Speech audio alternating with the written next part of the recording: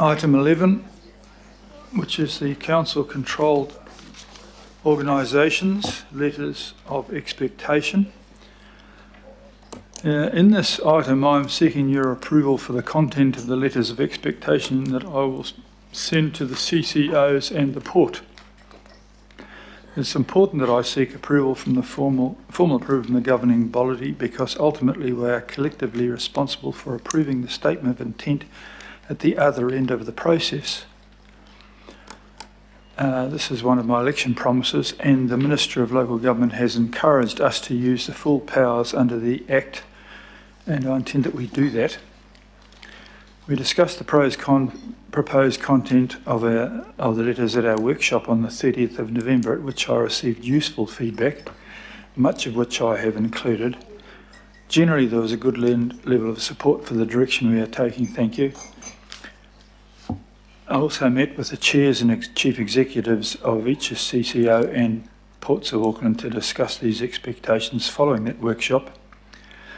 I'm proposing that myself and the Deputy Mayor finalise the letters based upon your resolutions. I also propose to include the lead councillors and the leadership of the CCO Committee and Transport Committee in the process. If there's further detailed feedback or wordsmithing from councils on various points, we are happy to receive specific suggestions by email. An amended report was circulated this morning. The amended report includes some changes which clarify the wording of my proposal for a council-led process to provide certainty on the future of the port land.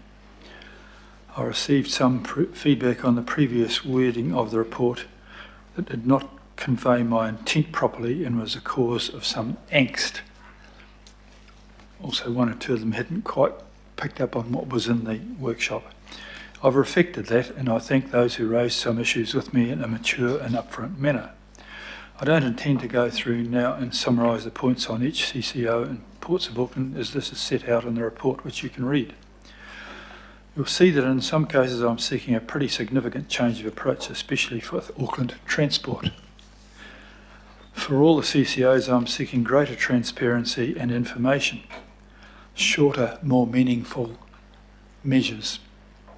We're also going to work hard with the CCOs to come up with more meaningful performance measures. Like the budget, these letters are only the start of a process which is a bit like ping pong. The CCOs and the port will come back to us with their draft statements, which we then comment on. So we will have other opportunities to work through the detail. And if necessary, we can amend the STIs to exactly reflect our intention. The staff who helped put this together are here to take questions. And we've allowed for an indicative time frame, so that's all. Alistair, you are the staff here to help. Would you want to add to anything there, or would you just here to respond to questions? I think I'll just respond to questions at this stage.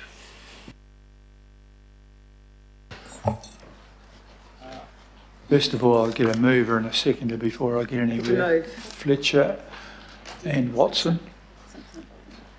On Darby wishes to ask a question. Off you go, Councillor Darby.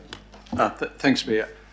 Mayor, at the outset, I'd like to thank you for accommodating, the feedback that you've got from me and others, and there have been some substantial changes on the ones that I have an interest in, particularly as the council lead for Ikepanuku and the Ports of Auckland, and there have been quite significant changes there, even prior through discussions you've had in the meetings that we convened with the chairs and chief executives of those respective organisations. Thank you. Mayor, I've been very helpful, thank you, by the way, too. Thank you. No, we're working together. That's good.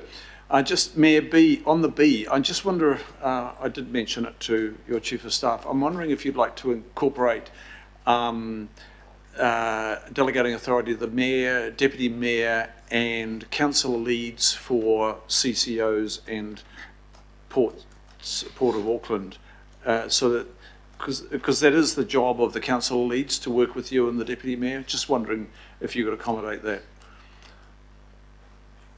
So it would just read, and after Deputy Mayor, it would read, and Council leads for CCOs. I'm okay with that.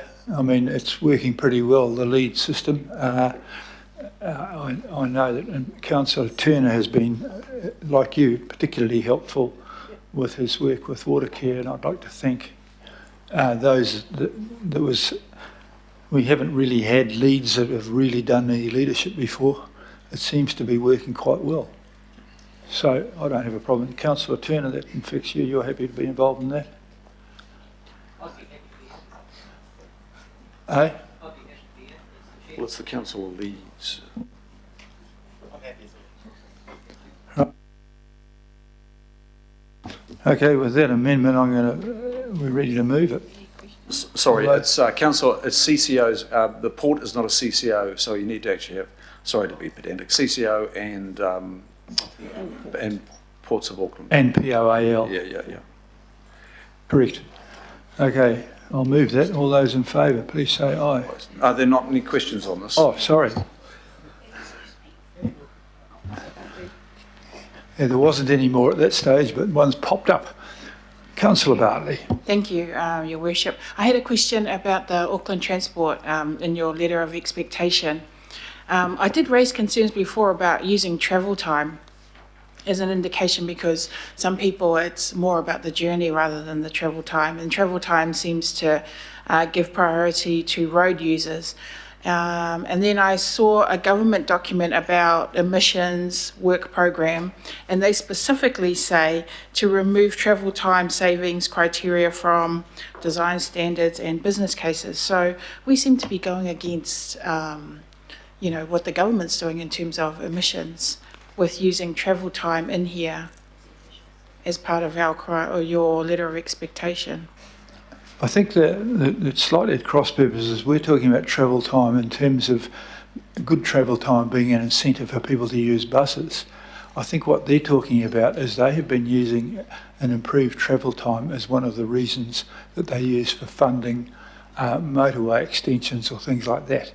And they're saying that you do your civil works possibly for other reasons, but we believe firmly that improved travel times will be lead to a major increase in bus usage, and that was what is behind the suggestion, which has been accepted from AET, that we move to things such as more better integrated traffic signals and transponders on buses, so that the buses go faster than cars, and because they won't be stopped at every set of lights.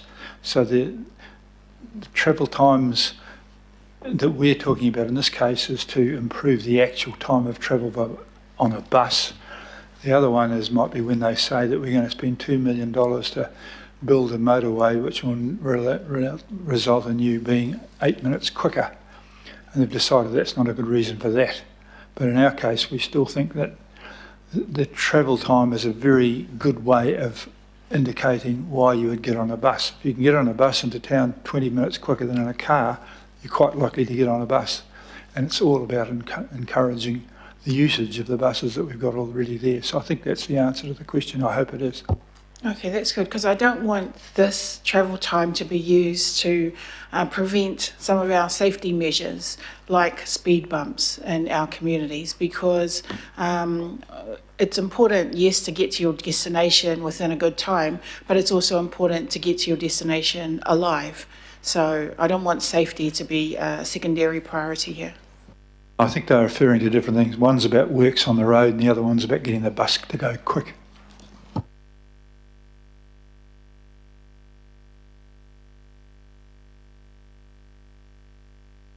Councillor Ferry. Thank you.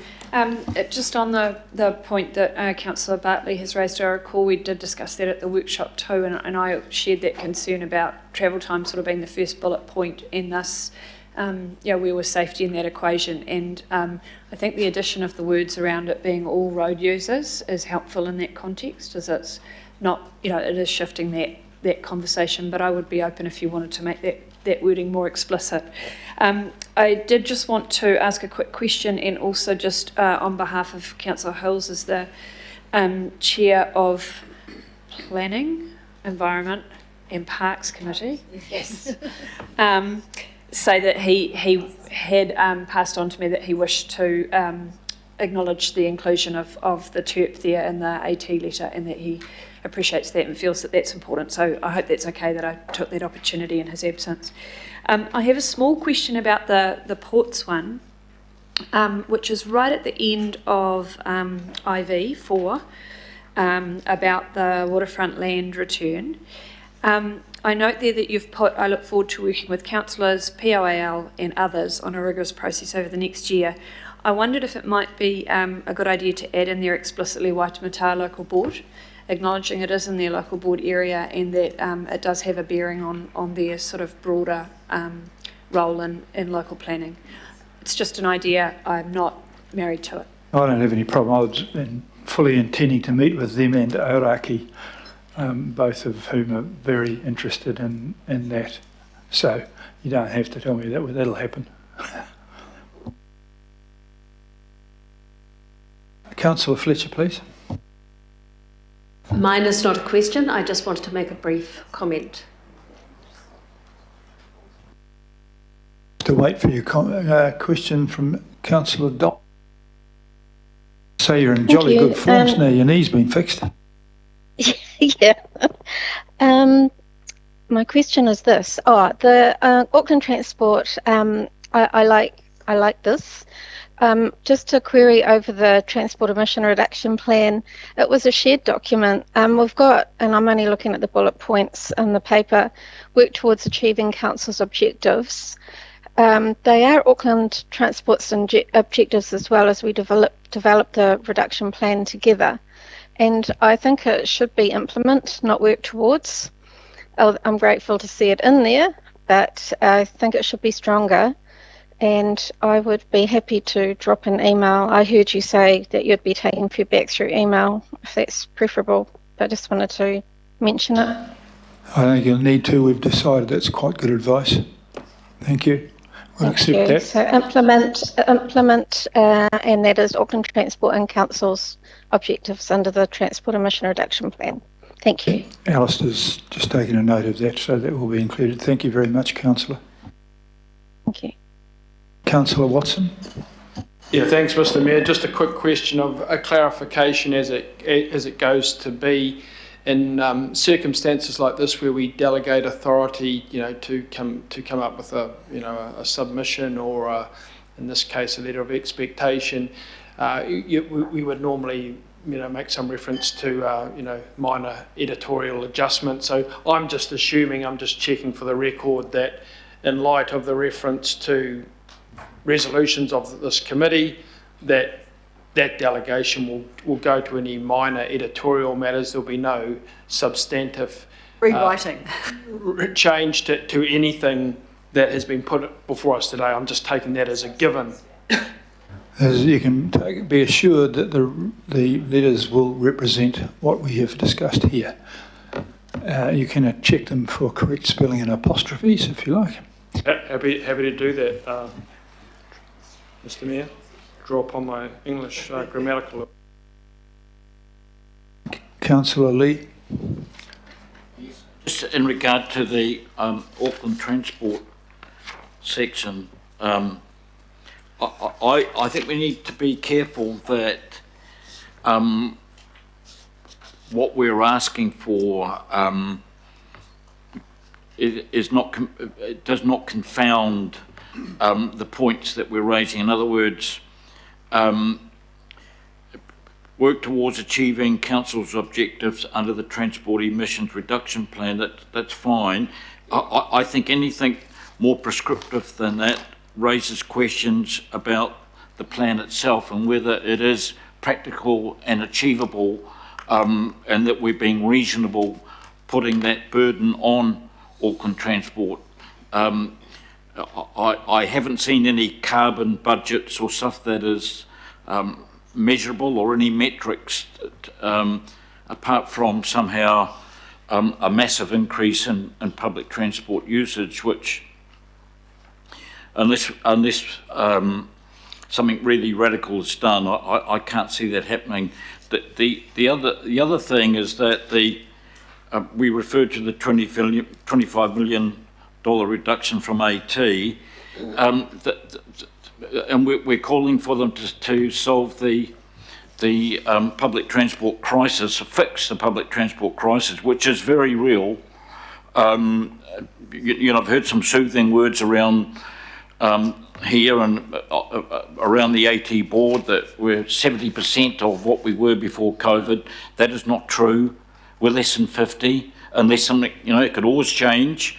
But measuring the latest data, we're way behind that. So there is a real problem which you've identified. Their response, which surprised me, and the way it's been configured, has been putting it in their fare increase, 6.5% average, but perhaps up to 13.6%. That's a $4 million contribution, so they say, to the $25 million savings. So I don't think that was really expected, because that's not going to help us solve the public transport, because price increases in public transport have always triggered a reduction in usage or a slowing of growth. At the present time, public transport is virtually out on the floor, and so we have to make sure that what we're asking of Auckland Transport doesn't cause confusion, or perhaps is even gamed by people in the system. Okay, well, that was more of a comment than a question, but I've got it. Do you not agree with that, Mr Mayor? Now, there's a question at last. Councillor Darby. Thanks, Mayor. I think Auckland Transport is probably heading in the right direction now with the stronger reference to the TERP, but I had the same concerns earlier. Just on, we don't actually have the letters in front of us, so that's, you know, this has got to be interpreted in the letter, what we're seeing in the summary here. It's just what I am concerned about under the Eke Panuku one. It's a small one, really. We're actually asking them under 17.2 contribute expertise, and I feel like they have a bigger role to play than that. And so I don't want to wordsmith this now, but maybe it's for consideration later. I would like them to be more like working, you know, with the council. And I mean, my words were more along the lines of work as a council-led team. But so maybe we could just consider that. And then when you I'm okay with that. When you go through to the Ports of Auckland one as well, we ask them to cooperate and collaborate. Well, don't we want them to also work as a council-led team? And I'm just trying to sort of shift us towards all working together rather than, you know, I accept both of those as sensible words. I mean, that is what we are trying specifically with the ports to work together rather than against. And I think the Panuku meeting was more positive than I'd expected it would be. Yeah. I think they're starting to listen, actually, all those ones. And you were there with me on those ones, and you'd agree with that too. I think they're listening and we're listening. When both parties are listening, you start to get, you know, a greater collaboration and collective decision making, which is positive for us all. Just going down to the very last bullet point under 4 for the points for the ports. It says POL is not to take actions that could undermine council's plan or development of it, etc. I feel like the way we're moving in our relationship, because it is, you know, it's getting better. I personally don't think that bullet point is required. I think it's a little bit of finger wagging, and I think given how the port company is responding to us, and they are, I just don't see the importance of having that. It's quite unusual to have that sort of statement. I know there's been a few exchanges, but I'd like to probably just move beyond the rhetoric and eliminate that bullet point, and I think that would help re-establish a relationship that is going to deliver meaningful change. Okay, well, I'll take that on board and chew that over. I think that was aimed at organisations like the Auckland something or other that they fund, and the next thing you find that the Chamber of Commerce are sending me messages that really didn't come from the Chamber of Commerce, and I think it was aimed at that particular thing.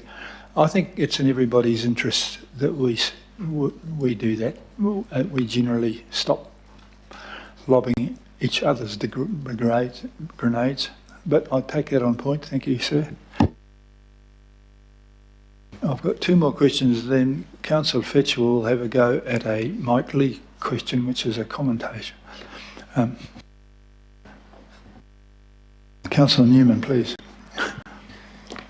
Your Worship, just reflecting on the feedback from Councillor Lee, I just wonder in relation to the reference to the TERP, if it might be helpful to premise that, because I don't want to put Auckland Transport in a difficult position either in terms of asking them to do something but not giving them the funding and the tools to do it. If the wording after the word plan needs to include the words along the lines of subject to the funding made available through the long-term plan and or external Crown subsidies for emissions reduction in the transport sector. And the reason for that, Your Worship, is that what I have heard from when Auckland Transport's senior officers have been to see us is a real sense of confusion and that we're asking them to do certain things but they don't have the funding tools to do it. And I think that if Councillor Lee is agreeable, that would be a helpful inclusion just to clarify that yes, I want to achieve and work towards and implement these things, but acknowledge that we have a role to play in funding that. So the words would be, and I'm happy to put this in email, implement the Council's objectives in that particular area, but noting that, subject to our ability to be able to fund Auckland Transport to achieve those outcomes. Fair enough, but I think quite a lot of the outcomes will come as a result of a change in attitude and behaviour more than anything else, and they have at least accepted that their role is not to pee off the public but to service them. Councillor Turner. Thank you, Mr. Mayor. Just a question. Been very prescriptive about container freight and saying that we should move to 100% containers being moved off the port by rail. Do you think that's a bit prescriptive? And Well, it's nothing like a goal. I mean, we're trying to get them to move to 100% profit making as opposed to profit and loss making. So they will come back and say that we'll move to 100% of what we can do, and they'll probably say that Kiwi Rail have to put in another 23 trucks or trains or something or other. So it's a goal, and this is ping pong. I'll toss it up the other end and we'll see. But if I say move to 10%, they'll move to 9 or 11. So if we talk about climate change, there's no easier climate change gain than putting containers onto a train, and it doesn't force the public to ride a bike or buy a Tesla. The public don't even mind. And as well as that, the trucks aren't on the roads, and the same roads that they're on at the moment coming out of the port, there are people trying to generate expensive roading improvements to handle the trucks.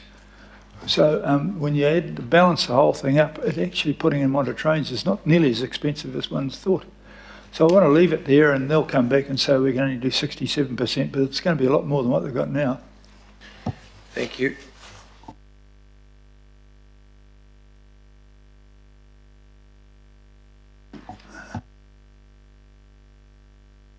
Questions only. If I think I'm over questions, you can escape there, Alistair. Run while the going's good before we get another round of long speeches. The first long speech option goes to Councillor Fletcher. I can see Councillor Lee twitching beside you. He's not quite sure whether he's going to get it or not yet. Oh, he's twitched. Won't be long. Thank you, Your Worship. He's not twitching. I assure you he's not twitching. I want to really just say that for all of the grumbling that we've had about CCOs, there has always been a greater opportunity as elected members for us to use the tools in our toolbox. You are the first that has really given us, by way of these letters of expectation, that clarity around much of which has been the purpose of amalgamation, bringing the four main stadiums together to actually try and bring a transport plan together, including freight. All of these things are things that, at a personal level, I really welcome. May I also use this opportunity to extend my sincere thanks to your staff. These are your letters of expectation, but we are endorsing them today. And your staff have shown a remarkable capacity to accommodate the sensitivities that some of us felt around a number of issues. And I think that the documents that we're looking at now, along with the suggestions that have come out of the meeting here, are really going to go a long way to enhance where we go to next with our CCOs. I've sat on one of the CCOs, and it was a matter of immense frustration to me that we were not hearing from council specifically that direction of what they wanted. So I think we're coming into hopefully a new age of maturity. As elected members, we know the tools that we've got. You're leading the charge from the front in terms of considerable clarity around that. And I think that while the plan with the port will come back here and it may generate debate, the fact is that everyone's entitled to certainty, and compressing the time frame on this is actually going to give certainty to the public. So I hope that we can see strong support for this, and as councillors, if there are things that we need to amend, I think that that's helpful. And I was going to make the point, but you've already made it, and that is, in terms of trying to deeply understand and respond to what Aucklanders want out of transport, that is going to do more for climate change than just about anything else. Instead of treating it as just this separate, standalone thing, this is, I think, going to be the catalyst for much of the progressive change that we want to see. So we've now got, as I said earlier in debate, we're getting much more alignment between policy and clarity around policy and funding. And I think there are probably further savings that can be found, but this is giving a sense of direction to our CCOs, and I applaud it. And again, I'd like to thank the staff for the accommodations that they made, because I think it's perhaps more reflective and respectful of where we all wished to land. So thank you. Thank you for that, and I'm sure Max and Matthew and will be happy to, having joined me on a wet Sunday, we're working our way through these things. I have had some rather negative publicity about apparently my short hours, but on wet Sunday afternoon in there, along with them to do this, it was valuable. Councillor Darby, I also noted in the past, has said that we haven't been very good owners of things because we haven't actually given clear direction, and I've welcomed your inputs as well. I have the Venerable Councillor Lee ready to strike. Thank you, Mr Mayor. I won't be making any speech, just to make some suggestions, and I take up from what I heard from Councillor Darby, the point he made, and I support it. We should not be seen as daggers drawn or in a state of enmity with Ports of Auckland, because I know that we're not, but it's the impression that's important. On the point 4, support council-led process to provide certainty on future of port land, I think that the first sentence of the 1, 2, 3, 4th bullet point, POAL is not to take actions that could undermine council's plan or the development of it, could be migrated up to the preceding bullet point, which is talking about cooperation and collaboration. And may I suggest this prescriptive stuff about campaigning and all that just be deleted. Second point, I strongly support your call for POAL to work with Council and Kiwi Rail on plans to move containers freight to rail solution. I would just have reservations at putting 100%, because Kiwi Rail probably, I'm sure, does not have the capacity to do that. Secondly, as other members have pointed out, a lot of containers go locally up the road to Countdown and places like that. So that's practical. And I would also add that there is some work going on proposals for tug and barge to barge containers from ships up the Tamaki estuary to Mount Wellington container yards there. So I would suggest changing 100% to something like maximum or as much as possible. Okay, we've heard that. Thank you, sir. Councillor Turner did address that some time ago. And seeing this is going to the port, can I please excuse me for being a bit of a ship spotter, rather like a train spotter. Container handling, wheeled vehicles, break bulk volumes. Now he's twitching. Sorry, you need to put in there bulk, because break bulk really is things like railway carriages, heavy machinery, stuff that's lashed separately from containers, whereas bulk is fertilisers, which we import, Grain. coal, which sadly we're importing quite a lot of from Indonesia. That's bulk, so I would just put the word bulk in there as well. And all of that stuff could be carried a lot more by rail. Thank you. Okay, now I have to agree that at 4 o'clock, pursuant to Standing Order 1.1.3, that an extension of time until the completion of business be granted. I'm going to move that. Do I have a seconder? Deputy Mayor? Yes. And then all those in favour say aye, and hopefully Councillor Lee will say no, and he'll go home. Aye. Thank you. It's passed. We can carry on. We'll go on to the death. At this stage here, Shane Henderson is Thank you. Introducing me as going on to the death, I'm a bit concerned. But I wanted to be positive, Mr. Mayor, so I felt compelled to say something. Thank you. I want to commend you as lead councillor for Tātaki Auckland Unlimited on your work on this. I think it's right on the money, the letter for Tātaki. I really look forward to working closely with you on delivering it. In particular, I believe that the single stadium operator model must be achieved and quick as we can. I like that we've added the cultural institutions into this, and if I may just quickly offer something we could look forward to in the future, I'd love us to look at some sort of Auckland card in the future, where you can load all your annual subscriptions to Motat, the art gallery, all that kind of stuff. It's so much better and easier for Auckland residents, and actually allows us to try and raise revenue through increased subscriptions in a much easier way. First step though, we've got to integrate all these things. And that's exactly what this is going to do.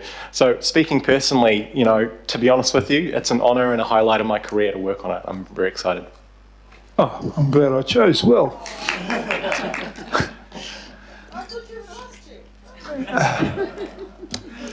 Do I sense a little bit of a spasm of joy amongst us? It's about to be killed off by Councillor Walker. Tell us about your highlights.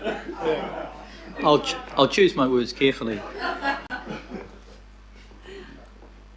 I'd just like to emphasise again, Mr. Mayor, the necessity for more granular financial data across all of the CCOs and ports, and that information should enable us to identify cost and revenue centres, significant projects, assets, so that we've got the ability to know how something is performing.